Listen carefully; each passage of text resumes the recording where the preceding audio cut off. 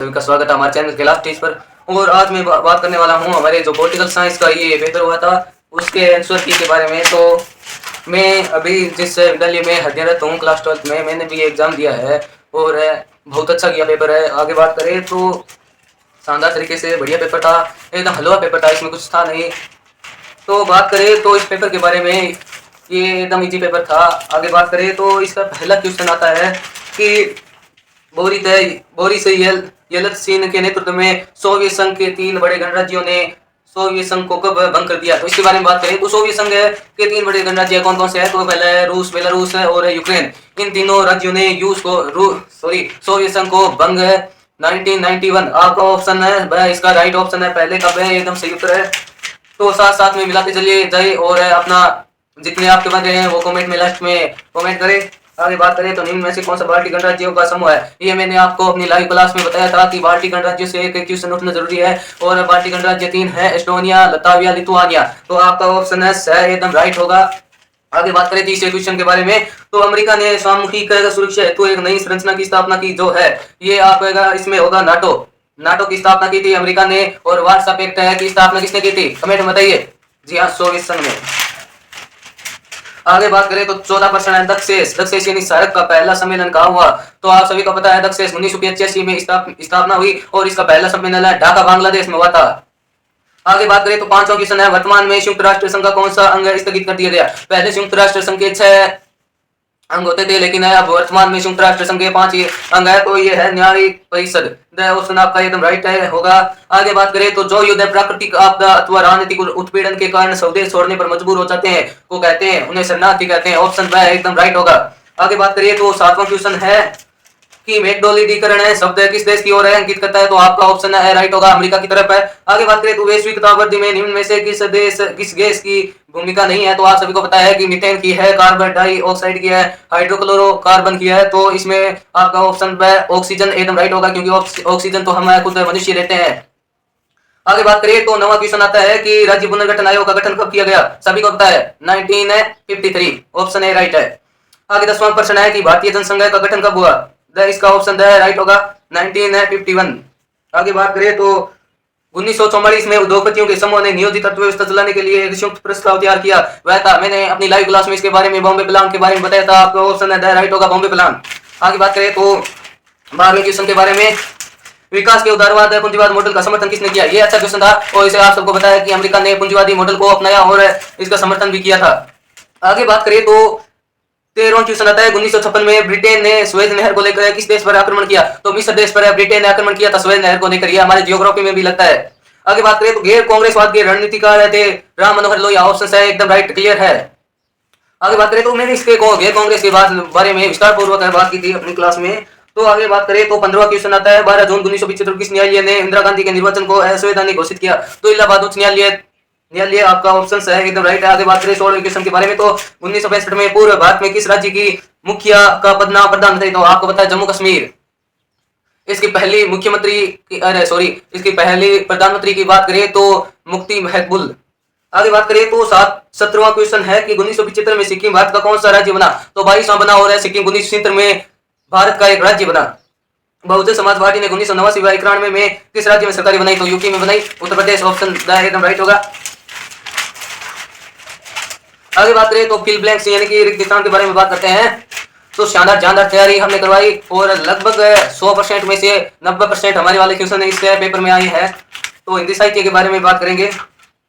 तो आपका पहला क्वेश्चन है 1949 में माओ के नेतृत्व में चीन ने, आप साम्यवादी लिख के आए हो या माओवादी लिख के आए हो, दोनों ही ऑप्शन एकदम राइट है।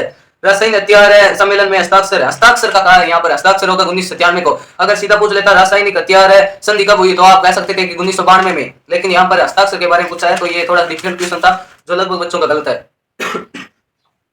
आगे बात करें तो तीसरा क्वेश्चन है वर्ल्ड सोशल फोरम की पहली बैठक ब्राजील में हुई थी कब? 2001 में।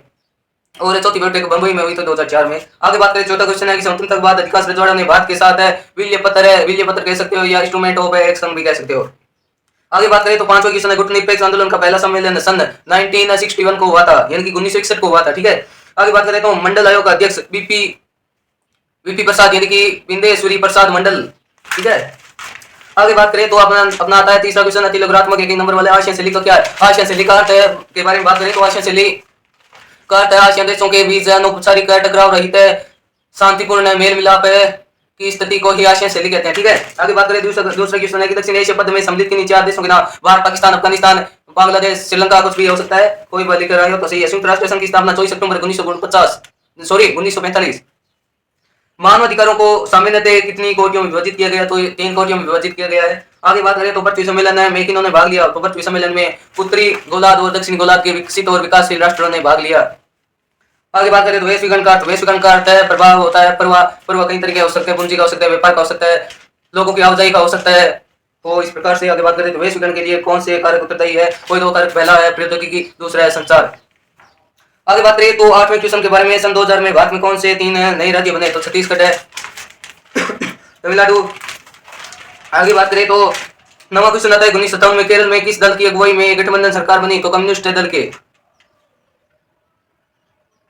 आगे बात करें तो 10वां क्वेश्चन है शिमला समझौता कब वैक्यूम के मध्य? 5 जुलाई 1972 है, भारत और पाकिस्तान के मध्य। कर्पूरी ठाकुर किस राज्य के 2 बार मुख्यमंत्री रही? तो बिहार की। इंदिरा गांधी को प्रधान बनाने में सिंडिकेट की महत्वपूर्ण भूमिका रही। सिंडिकेट किन्हीं 2 नेताओं के नाम? हम अतुल्य घोष, के कामराज या नीलम संजीव रेड्डी। आगे बात करें तो सेक्शन बी यानी कि खंड 2 के बारे में, तो सोवियत संघ के विघटन के कोई 2 परिणामों के बारे में बताना था। तो सोवियत संघ के 2 विघटन के परिणामों के बारे में बात करें तो पहला तो यह था कि सोवियत संघ के विघटन होने के बाद 70 सालों से चल रहा शीत युद्ध का दौर खत्म हो गया और 15 नए राष्ट्र विश्व में उभरे। आगे बात करें तो नंबर 2 पर हथियारों की होड़ खत्म हो गई। और आगे बात करें तो अगला क्वेश्चन है भारत और सोवियत संघ के मध्य सांस्कृतिक संबंधों में। आप इसमें लिख सकते हो कि भारत की बॉलीवुड है या हिंदी मूवीज है ज्यादातर सोवियत संघ में देखी जाती है और भारत का खान पान है सोवियत संघ में अधिक प्रसिद्ध है। तो आगे बात करें, छठा क्वेश्चन है आपके मतानुसार भारत एवं बांग्लादेश के मध्य विवाद में कौन से मुद्दे? तो पहला मुद्दा आप लिख सकते हो चटका मुद्दा और दूसरा मुद्दा आप लिख सकते हो गंगा नदी का मुद्दा। आपके अनुसार भारत और नेपाल में मधुर संबंध है, इसके बारे में चर्चा करते हैं। तो भारत और नेपाल के मध्य बहुत अच्छे और मधुर संबंध है क्योंकि भारत बड़े पैमाने पर नेपाल से व्यापार करता है और नेपाल को आर्थिक और सैन्य रूप से मदद करता है और भारत और नेपाल के बीच बिना वीजा या पासपोर्ट के आवाजाही कर सकते हैं यात्री। तो आगे 8वां क्वेश्चन है कि सुरक्षा की है पारंपरिक धारणा में मानवता की सुरक्षा में आतंकवाद प्रमुख खतरा है, उदाहरण द्वारा संक्षेप में समझाइए। तो इसके बारे में बात करें तो आतंकवाद से अभिप्राय यह है कि आतंकवाद को सबसे ज्यादा जन्म है अफगानिस्तान और पाकिस्तान देते हैं। तो इसका एक बहुत बड़ा उदाहरण है हमें अमेरिका में हुए आतंकवाद है, यानी कि आतंकी कयाल नाम के आतंकी संगठन ने अमेरिका में विद्रोह कर दिया या कह सकते हैं कि युद्ध किया और वहां पर अमेरिका को इससे काफी नुकसान हुआ और इस अमेरिका में 2001 में ये विद्रोह हुआ था जिसके कारण वहां इस युद्ध को 9/11 के नाम से भी जाना जाता है। तो अगले क्वेश्चन के बारे में बात करें तो हैदराबाद के बाद में कौन कौन समस्या आई? पहली समस्या यह थी कि हैदराबाद के राजा निजाम थे और निजाम अपना स्वतंत्र राज्य रखना चाहते थे, वे भारत में नहीं मिलना चाहते थे। लेकिन दूसरे की बात करें तो हैदराबाद की जनता भारतीय संघ में शामिल होना चाहती थी, भारतीय संघ में शामिल होना चाहती थी और हैदराबाद की जनता ने कहा कि हम अलग राष्ट्र नहीं बनाएंगे। तो वल्लभ भाई पटेल ने सैन्य सहायता से वहां कह सकते हो कि आप हैदराबाद में विद्रोह कराया सैन्य संगठनों की मदद से। अगला क्वेश्चन 11वां है कि मतपत्र अथवा इलेक्ट्रॉनिक वोटिंग मशीन से मतदान करवाने में आप किसे श्रेष्ठ मानते हो? तो आप कह सकते हो हम इलेक्ट्रॉनिक वोटिंग मशीन को श्रेष्ठ मानते हैं क्योंकि इलेक्ट्रॉनिक वोटिंग मशीन से पहली बार चुनाव 2004 में भारत में हुए थे और ये चुनाव निष्पक्ष और बिना भ्रष्टाचार के हुए थे, इसलिए इलेक्ट्रॉनिक वोटिंग मशीन सर्वश्रेष्ठ है वोट के लिए। आगे बात करें तो भारत और चीन के मध्य 1962 में हुए युद्ध के कोई 2 कारण है। तो आप 2 कारण बता सकते हो कि भारत और चीन के मध्य। पहला कारण तो है सीमा विवाद, यानी कि अरुणाचल प्रदेश है और लद्दाख की कुछ सीमाओं पर चीन ने अपना अधिकार कर लिया और अधिकार करने के बाद चीन ने उन इलाकों से पीछे हटने की बजाय आगे बढ़ते चले गए और असम में भी अधिकार कर लिया। दूसरे पॉइंट की बात करें तो तिब्बत के धार्मिक गुरु दलाई लामा भारत आए थे और उन्होंने भारत में शरण ली, तब चीन ने नाराजगी जताई कि आप हमारे देश के मामले में दखलंदाजी कर रहे हो। आगे बात करें तो अगले क्वेश्चन है दल बदल से आप क्या समझते हो? दल बदल, इस पे ये बड़ा अच्छा क्वेश्चन था कि दल बदल से आप क्या समझते हो? यानी कि दल बदल कोई एक नेता किसी एक पार्टी से जीत कर दूसरी पार्टी में शामिल हो जाता है, उसे दल बदल कहते हैं। दल बदल का मुद्दा हरियाणा के एक विधायक जिसका नाम था गयालाल पहले तो कांग्रेस में शामिल हुआ, बाद में फिर जो अपनी पहली वाली पार्टी थी उसने 3 बार पार्टियां बदली। तो यह मुद्दा चर्चा का विषय बना और चर्चा का विषय बनने के बाद वीरेंद्र शास्त्री ने इसे गयाराम की उपाधि भी दी और ये बाद में सरकार ने इस पर जस्ट एक्शन लिया और एक्शन लेने के बाद दल बदल है कानून है पारित कर दिया, यानी कि कोई भी नेता एक दल को छोड़कर दूसरे दल में शामिल नहीं हो सकता। तो हमारे यहाँ लघुरात्मक प्रश्न होते हैं पूरे। आगे बात करें तो खंड से यानी दीर्घ उत्तरात्मक प्रश्नों के बारे में, तो इससे पहले चैनल जो नए हैं वो चैनल को सब्सक्राइब कर दे और अच्छे से एक्सप्लेनेशन कर रहे हैं। मैं भी यह पेपर देख के आया हूँ और मेरे 95 प्लस नंबर जा रहे हैं पॉलिटिकल साइंस में, क्योंकि मैंने अच्छे से एक बार संजीव से इसे पढ़ा था, कुछ हमारे सर उत्कर्ष के सर सुरेश जी सर से क्लास भी ली थी और उसके बाद बहुत अच्छी तैयारी की। बाद में बढ़िया नंबर बनेंगे। मैं खुद आपके सामने मेरा रिजल्ट जब आएगा 25 मार्च को, तो मैं खुद आपके सामने यूट्यूब पर एक क्लास लाऊंगा और मैं रिजल्ट के बारे में चर्चा करूंगा। तो आप बने रहे अंत तक। आगे बात करेंगे अगले पार्ट में, पार्ट नंबर 2 में खंड से के बारे में। तो धन्यवाद। कैसा लगा आपका वीडियो? अच्छा लगा तो चैनल को लाइक और सब्सक्राइब कर दे, क्योंकि यह वीडियो लंबा होने के कारण है इसको यहीं पर समाप्त करना पड़ रहा है। धन्यवाद। जय हिंद।